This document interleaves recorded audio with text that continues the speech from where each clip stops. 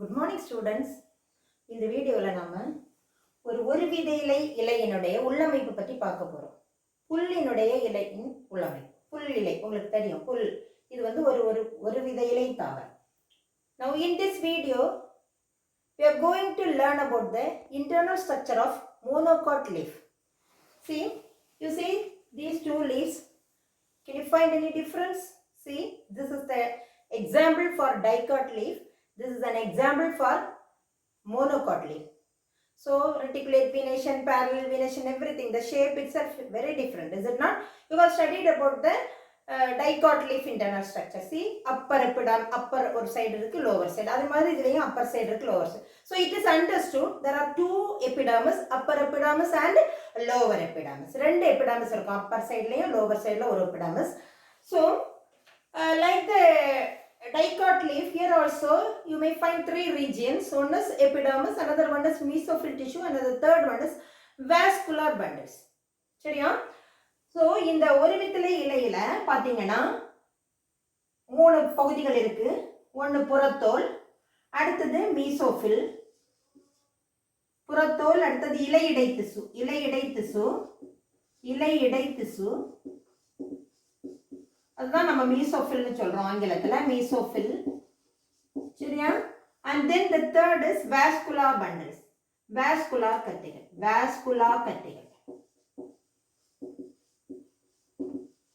அப்ப vascular bundle.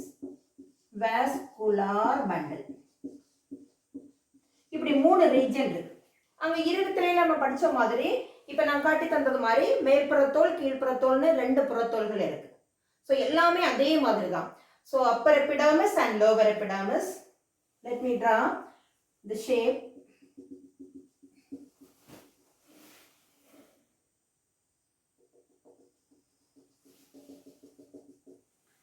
See, upper epidermis and lower epidermis. Upper epidermis ஒரு வரிசையில் அமைந்த பாரன்கைமா செல்கள், செல் இடைவெளிகள் இன்றி நெருக்கமாக அமைந்து காணப்படும்.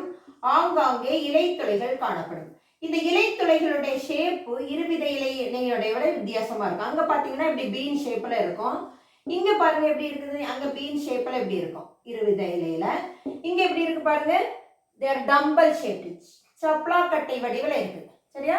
டம்பல் ஷேப்ல இலைத்துளை சூழ்ந்துள்ள அந்த காப்பு செல்கள் பீன் ஷேப்ல, அதாவது அவரை விதை வடிவில் இருக்காது, அது சப்ளாக்கட்டை வடிவில் இருக்குது. சரியா? கீழ்ப்புறத்தோல்லையும்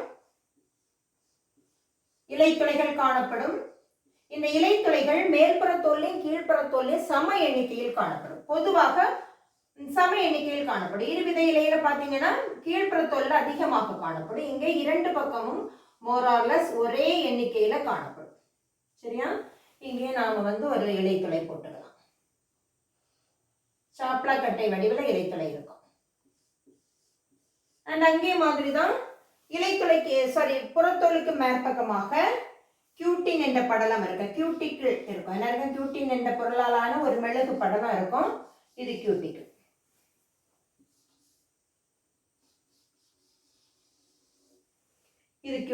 சரியா? மேல் பக்கம் உள்ள இந்த படலத்துக்கு பேரு கியூட்டிக்கிள். புறத்தோலுக்கு வெளிப்பக்கமாக அமைந்த இந்த தடிப்புக்கு பேர் என்னது? கியூட்டின் என்ற பொருளாலானது. இது கியூட்டிக்கிள். சரியா? சோ இது என்னது? மேல்புறத்தோல், அப்பர் எபிடர்மிஸ். மேல்புறத்தோல், இது கியூட்டிக்கிள். ரெண்டுலயுமே அப்படிதான் கியூட்டிக்கிள். சரியா? தென் இதற்கு பேர் என்னது? ஸ்டோமேட்டா, இலைத்துளை. ஸ்டோமா, இலைத்துளை. அப்போ ஒரு வித இலையில மேற்புறத்தோல் கீழ்ப்புறத்தோல் காணப்படுகிறது. இந்த புறத்தோல்ல பாத்தீங்கன்னா ஆங்காங்கே இலைத்துளைகள் காணப்படும். இலைத்துளைகள் என்ன வடிவம்? சாப்ளாக்கட்டை, டம்பல் ஷேப்டா இருக்குது. புறத்தோலுக்கு மேல் பக்கமாக என்ன காணப்படுகிறது? கியூட்டிக்கிள் காணப்படுகிறது. சரியா? இந்த இலைத்துளைகள் மேல்புறத்தோல்லையும் கீழ்ப்புறத்தோல்லையும் சம எண்ணிக்கையில். The number of stomata present on the upper epidermis and lower epidermis are in equal number. சரியா? So more or less there equal in number. நான் அங்கே மேலே ஒன்று வரைஞ்சிருக்கேன், கீழே ஒன்று தான் வரைஞ்சிருக்கேன். எனிவே நீங்கள் 2 வரையலாம், 3 எப்படி வேணாலும் வரைஞ்சிக்கலாம். ஓகே தானே?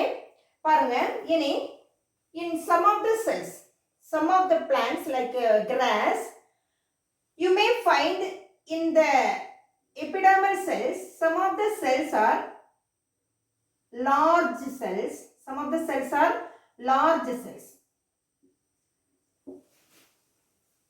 and these larger cells, they are thin walled, so these larger thin walled cells are called bulliform cells. Bulliform cells or motor cells. Motor cells குமிழுரு செல்கள் அல்லது இயந்திர செல்கள். மோட்டார் செல் இயந்திர செல்கள். இது ஏற்கனவே நம்ம எபிடர்மிஸ் புறத்தோல் திசு தொகுப்பு படிக்கவே படிச்சோம். Very important question. They are meant for the rolling and unrolling of the leaf. So in the epidermis, certain cells are large and they are thin walled, and these cells are called bulliform cells or motor cells, and their main function is they are helping in the rolling and unrolling of the leaf depending upon the environmental changes. So இந்த புறத்தோலில் காணப்படக்கூடிய இந்த மெல்லிய சுவரையுடைய பெரிய செல்கள் குமிழிரு செல்கள் அல்லது இயந்திர செல்கள் என்று அழைக்கப்படுகின்றன. இவை தட்பவெட்ப நிலைக்கு ஏற்ப இலைகள் சுருள்வதற்கும் சுருள் மீண்டும் நீங்குவதற்கும் இவை துணை புரிகின்றன. And in some of the grasses you may find silica in the cells. So these cells are called silica cells. Then the stomata is guarded by a dumbbell shaped god cells. சரியா? சாப்பலக்கட்டை வடிவில் உள்ள என்னது காப்பு செல்களால் சூழப்பட்டிருக்கு. இதுல some of the cells இதை சுத்தி இப்படி இருக்கக்கூடிய இந்த சாப்பலக்கட்டை இதை சுத்தி you may find some specialized cells called subsidiary cells or துணைக்கருவி செல்கள். தமிழ்ல என்னது? துணைக்கருவி செல்கள். இதெல்லாமே நாம எபிடர்மல் டிஷ்யூ சிஸ்டத்துல படிச்சிட்டோம். துணைக்கருவி செல்கள் இதெல்லாம் ஒரு வித்திலையில காணப்படக்கூடிய எக்ஸெப்ஷன்ஸ். சரியா? இனி so புறத்தோல் படிச்சிட்டோம். Epidermis you have learned. Now in between the upper and lower epidermis you may find the mesophyll tissue. சரியா? இலை இடை திசு மீசோஃபில் செல்கள் காணப்படுது. சோ மேற்புறத்தோலுக்கும் கீழ்ப்புறத்தோலுக்கும் இடையில் காணக்கூடிய தளத்திசு இலை இடை திசு என்று அழைக்கப்படுகிறது. இது இரு விதையில இருக்கிறது மாதிரி பாலிசைடு பேரன்கைமா என்றோ ஸ்பாஞ்சி பேரன்கைமா என்றோ அது வேறுபடுத்தப்பட்டு இருக்காது. ஏதாவது ஒரு விதமான பேரன்கைமா செல்கள் இருக்கும். சரியா? So in monocot leaf the mesophyll tissues are not differentiated into upper palisade parenchyma and lower spongy parenchyma. So in grass, இந்த இலையில இந்த புல் இலையில palisade parenchyma spongy parenchyma என்ற வேறுபாடு இலையிடை திசு இருக்காது. சம விட்டமுடைய செல்கள், ஒரே விதமான செல்கள், மெல்லிய சுவரையுடைய செல்கள், அதிகப்படியான செல் இடைவெளிகள் இல்லாமல் நெருக்கமாக அமைந்து காணப்படும். அதில் நிறைய பசுங்கணிகங்கள் இருக்கும். அதுல என்ன இருக்கும்? நிறைய பசுங்கணிகங்கள் இருக்கும். அப்போ சமவிட்டமுடைய so isodiametric cells they are arranged without any intercellular space. Very little air spaces will be there. சரியா? Here and there you may find the air spaces, otherwise they are compactly arranged without any intercellular space. And each and every cell is provided with a number of chloroplasts because their main function is photosynthesis. So they have to be provided with the chloroplast. சரியா? இதனுடைய முக்கியமான பணியை ஒளிச்சேர்க்கை. அதனால கண்டிப்பாக எல்லா செல்களிலும் என்ன இருக்கும்? பசுங்கணிகங்கள் காணப்படும். நான் என்ன இலையிடை திசு வரையலை because you may find many vascular bundles. So many smaller vascular bundles. In between you may find a large vascular bundle. You understand?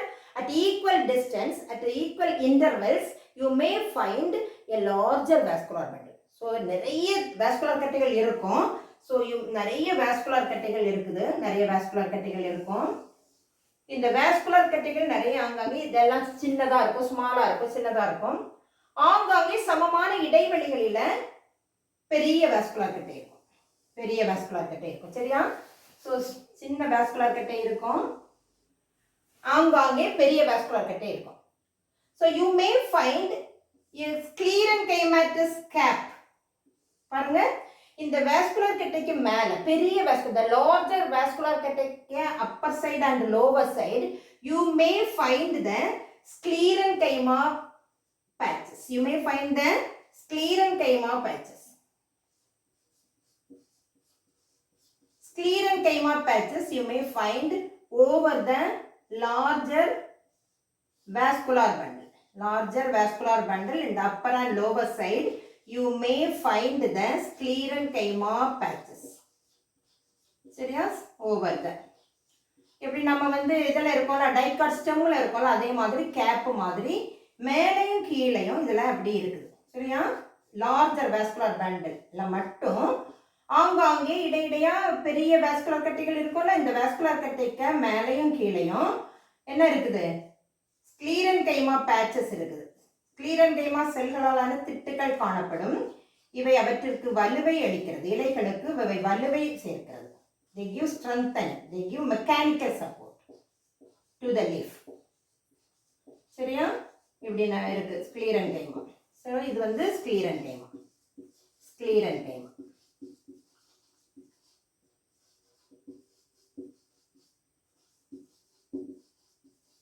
சரியா? தென் அங்க இருக்கிறதே மாதிரி தான் ஒவ்வொரு வாஸ்குலர் கட்டியை சூழ்ந்தும் என்ன காணப்படும்? ஒரு பேரன்கைமா செல்களாலான ஒரு உறை காணப்படும். பேரன்கைமா செல்களாலான ஒரு உறை காணப்படும். மெல்லிய சுவரையுடைய பேரன்கைமா செல்களாலான ஒரு உறை காணப்படும். இது எல்லை பேரன்கைமா அல்லது கட்டை உறை என்று அழைக்கப்படும். So each bundle is surrounded by a parenchymatous sheath, a single row of parenchymatous sheath, and this is called bundle sheath or border parenchyma. Bundle sheath or border parenchyma. Bundle sheath. சரியா? கட்டை உறை. கட்டை உறை. இப்போ நமக்கு தெரிய வேண்டியது, இந்த இலையில இருக்கக்கூடிய கட்டை உறை பேரன்கைமா செல்களாலானது. பட் ஆனா ஒரு வித இலை தண்டில் இருக்கக்கூடியது ஸ்க்ளீரன்கைமாவாலான கட்டை உறை. ஸோ இது ஞாபகம் வச்சிருக்கணும். So in monocot stem there is a bundle sheath, but it is made up of sclerenchyma. In leaf there is a bundle sheath, it is made up of parenchymatous cells. Do you understand? அப்புறமா இங்கேயும் அப்படிதான் இதே மாதிரி வந்து நம்ம bundle sheath இருக்கும். Bundle sheath is abundant with starch grain. It is filled with starch grain. It is filled with starch grain. சரியா? இல்ல filled with starch grain. So இந்த பண்டலையும் அதே மாதிரி இருக்கும். பண்டல் ஷீத், இந்த இதுலயும் பண்டல் ஷீத் இருக்கும். சரியா? And it is filled with starch grains. சரியா? And அங்க நம்ம டைகாட்ல படிச்சதே மாதிரி தான். Towards the upper epidermis you may find the xylem. Towards the lower epidermis you may find the phloem. Towards the upper epidermis you may find the xylem, and towards the lower epidermis you may find the phloem. பாருங்க, xylem இங்க வரையறோம். Towards the upper epidermis இங்க ஒரு metaxylem, இங்க ஒரு metaxylem, இங்க ஒரு protoxylem. So xylem எப்போ வரையும் போது நாம என்ன செய்யணும்? இங்க ஒரு மெட்டாசைலம், மெட்டாசைலம் பெருசா இருக்கும், புரோட்டோசைலம் சின்னதா இருக்கும். உங்களுக்கு அது தெரியும் இல்லையா? அந்த கான்செப்ட் உங்களுக்கு தெரியும். மெட்டாசைலம் பெருசா இருக்கும், லேட்டர் ஃபார்ம்டு சைலம். இது வந்து செகண்டரி growth நடக்கும்போது பிரைமரி புரோட்டோசைலம் வந்து சின்னதா இருக்கும். ஸோ இங்கே ஒரு மெட்டாசைலம் வரைகிறோம், இங்கே ஒரு மெட்டாசைலம் வரைகிறோம், இங்கே ஒரு புரோட்டோசைலம். சரியா? And below in this region you may draw the phloem cells. Phloem cells எப்பவுமே ரெக்டாங்கிள், இந்த பாலிகோனல் ஷேப்டு செல்ஸ்ல ஸ்மால் செல்ஸா நீ வரைஞ்சிட்டீங்கன்னா போதும். It represents the phloem.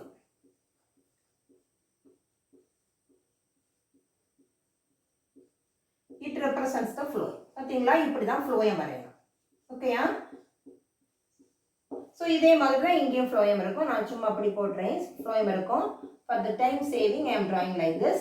ஓகேயா? இங்கே நாம phloem போட்டுடலாம்.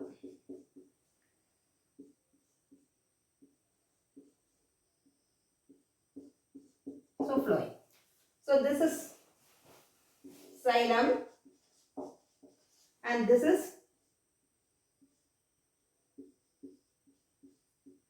phloem. Xylem, இது phloem. சரியா? So in between you have to draw the thin walled parenchyma cells. You have to draw the thin walled parenchyma cells in between. You have to draw. Understand? Okay, yeah? So the vascular bundles are conjoined, collateral and closed. The vascular bundles are conjoined. Conjoined ஒரே ரேடியஸ்ல இருக்குது xylem phloem, and then இடையில என்னல cambium எல்லாம் நல்லா closed. சரியா? Conjoined, collateral and closed.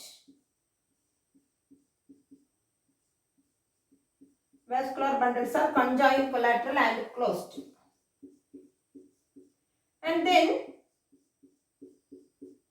in grass and sugarcane, like sugarcane and grass மாதிரி தான் leaf இருக்கும் இல்லையா? இதில் வந்து in the bundle sheath you may find so many starch grains, and they are C4 plants. These are the sugarcane and this grass are called C4 plants.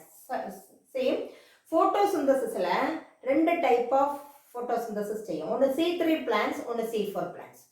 In C3 plants, photosynthesis occurs only in the mesophyll tissue. But in C4 plants, photosynthesis occurs both in mesophyll tissue as well as in this bundle sheath cells. So in C4 plants, அப்ப grass, sugarcane எல்லாம் C4 plant. இதுல இருக்கக்கூடிய இந்த bundle sheathல photosynthesis நடக்கிறதுனால இதுல நிறைய starch grain இருக்குது இல்லையா? So this anatomy is called Kranz anatomy. This is called Kranz anatomy. So in the bundle C4 plantsல இந்த bundle sheathல நிறைய starch grains இருக்குது. So this anatomy is called Kranz anatomy. இது ஒளிச்சேர்க்கை செய்யறதுனால இதுக்கு பேர் என்னது? Kranz anatomy. சரியா? அப்படி நாம சொல்லலாம். இப்போ இவ்வளவு வரைஞ்ச பிறகுதான் நாம என்ன வரையணும்? mesophyll tissue வரையணும்.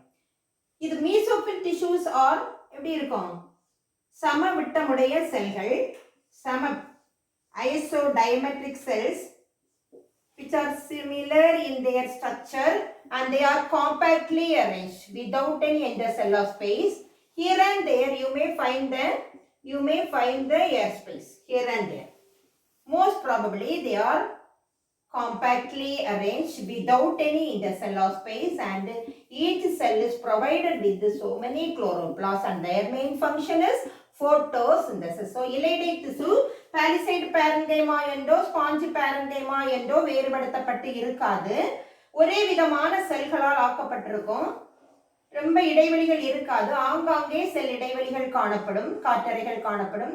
எல்லா செல்களிலும் பசுங்கணிகம் அதிகமாக காணப்படும். எல்லா செல்களிலும் எப்படி காணப்படும்? பசுங்கணிகம் அதிகமாக காணப்படும். சோ நாம வாஸ்குலர் பண்டில்ஸ் வரைஞ்சிட்டு தான் நாம என்ன செய்யணும்? இந்த மீசோஃபில் செல்களை வரையணும். வரைஞ்சாதான் நமக்கு கரெக்டா அது வரும்.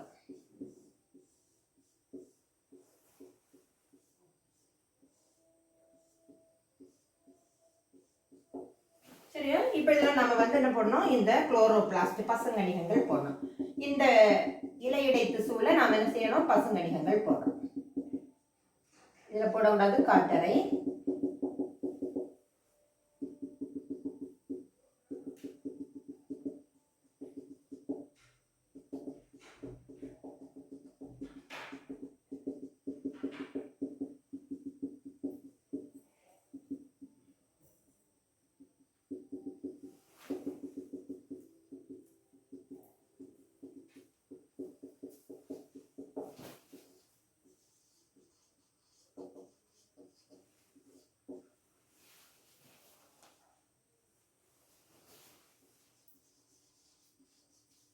இதுதான் மீசோஃபில் டிஷ்யூ, அதாவது இலையிடை திசு. இலையிடை திசு, இடை திசு. சரியா? ஸோ இதில் வந்து பார்த்தீங்கன்னா அப்பர் எபிடர்மிஸ் இருக்கு, லோவர் எபிடர்மிஸ், மேல்புறத்தோல் இருக்கு, கீழ்ப்புறத்தோல் இருக்கு, இடையிடையே இலைத்துளைகள் இருக்கு. அந்த இலைத்துளையின் காப்பு செல்கள் சாப்ல கட்டை வடிவில் இடையிடையே மெல்லிய சுவருடைய செல்கள் இருக்கும். இவை புல்லிஃபார்ம் செல்கள் அல்லது இயந்திர செல்கள், குமிழுறு செல்கள் என்று அழைக்கப்படுகின்றன. இவை சுருள் நீங்குவதற்கும் இலைகள் சுருள்வதற்கும் சுருள் நீங்குவதற்கும் பயன்படுகிறது. இந்த இலையிடை திசுவானது பாலிசைடு பேரன்கைமா என்றோ ஸ்பாஞ்சு பேரன்கைமா, பஞ்சு பேரன்கைமா என்றோ வேறுபடுத்தப்பட்டு இருக்காது. ஒரே விதமான சமவிட்டமுடைய நிறைய பசுங்கணிகளுடைய செல்கள், ஆங்காங்கே ஒரு சில காற்றறைகள் காணப்படும். இவற்றினுடைய பணி ஒளிச்சேர்க்கை. இனி வாஸ்குலர் கட்டிகள் பல காணப்படும். நிறைய வந்து சிறிய வாஸ்குலர் கட்டிகளும் ஆங்காங்கே சமமான இடைவெளிகளில் பெரிய வாஸ்குலர் கட்டிகள் காணப்படும். வாஸ்குலர் கட்டிக்கு மேலையும் கீழையும் ஸ்க்ளீரன்கைமா செல்களாலான ஒரு அடுக்கு காணப்படும், ஒரு தொகுப்பு காணப்படும். சரியா? பேட்ச் காணப்படும். இது வந்து அதற்கு வலிமையை கொடுக்கிறது. இனி இந்த வாஸ்குலர் கட்டிகளை சூழ்ந்து ஒரு வரிசையில் இருந்த பாரன்கைமா செல்களாலான கற்றை உறை காணப்படும். சைலம் மேல்புறை தோலை நோக்கியும் ஃப்ளோயம் கீழ்ப்புற தோலை நோக்கியும் காணப்படும். அப்புறமா மெட்டாசைலம் அதெல்லாம் தெரியும் உங்களுக்கு. இதுல வந்து நார்கள் காணப்படாது, ஃப்ளோயம் நார்கள் காணப்படாது. சரியா? இனி வந்து இவற்றினுடைய இந்த கட்டை உரையில நிறைய ஸ்டார்ச் துகள்கள் இருக்கும். இது C4 தாவரங்கள்ல காணப்படுகிறது. இந்த அனாட்டமி நம்ம என்ன செய்யறோம்? கிரான்ஸ் அனாட்டமி அப்படின்னு நாம சொல்றோம். சரியா? என்னது? கிரான் உள்ளமைப்பு அப்படின்னு சொல்றோம். சரியா? இது கிரான்ஸ் அமைப்பு அப்படின்னு சொல்றோம். சரியா? C4 தாவரங்கள் ஒளிச்சேர்க்கை புரிவதற்கு இது பயன்படுறதுனால இதை நம்ம கிரான்ஸ் உள்ளமைப்பு அப்படின்னு நாம சொல்றோம். சரியா? So upper epidermis, lower epidermis, in between the upper and lower epidermis, mesophyll tissue, it is not differentiated into palisade and spongiparenchyma. There are so many vascular bundles. The larger vascular bundle is provided with the sclerenchymatous patches on the upper side and the lower side. And xylem is facing towards the upper epidermis and phloem is facing towards the lower epidermis. And you may find the crans anatomy in grass.